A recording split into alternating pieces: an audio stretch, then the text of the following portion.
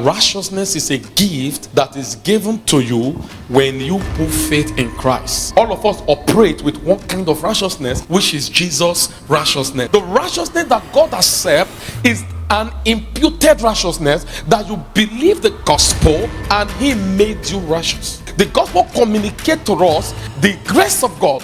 What's the grace of God? The kindness and the love of God expressed in his death, burial, and resurrection. Atonement is every year.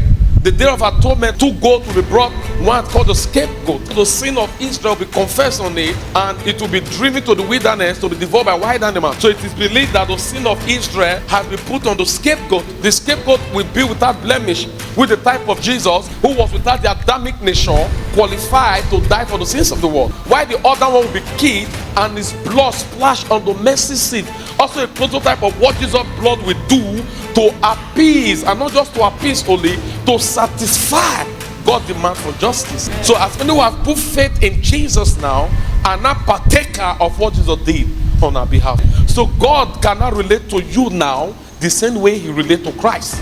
So stop consulting people and give them money. They tend to bring consultation fee.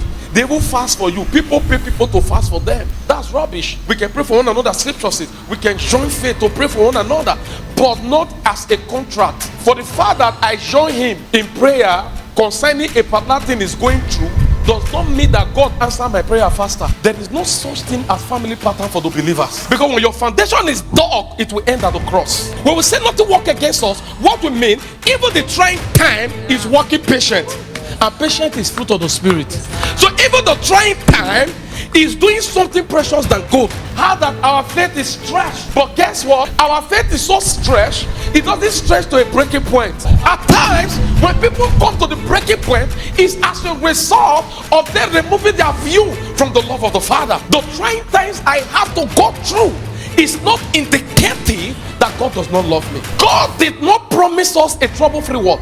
He did not say in this world is just laughter all the way. No, there are days that you will need to cry. There are days it will look as if God is not there. But God said, be of good cheer. All you need to survive the fire is not the fire itself. It's that where you are. Remember that Christ is your ecosystem. So the man in Christ is in Christ. So the trying time is not meant to drown you but make you. Grace is God loving you for what Jesus did for your behalf. But to assess it is faith. Don't compromise because you are under pressure. Paul said, follow me as I follow Christ. If I follow something else, don't follow. We must stay pure in the gospel. Try to encourage them to continue the gospel. They should stay there even at death. The trying of your faith may be the trying of your belief. If you will stay to believe the gospel, or you will shift ground to believe something else. No matter what is thrown at you, Satan has only one goal, so that you can shift ground. Why I believe God to start with is not because I born or married. So marrying or not marrying or not giving birth will not stop me from believing in Christ. When you tell people about Jesus, miracles are good, yeah, but you tell them their sins are forgiven.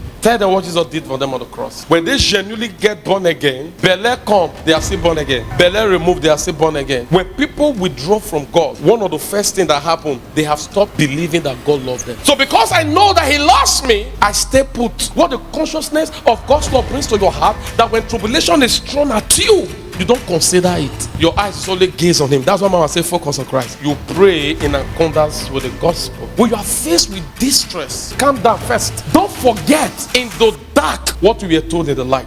All of those things of the world has been put on Jesus. So when I put faith in Jesus, it was an exchange.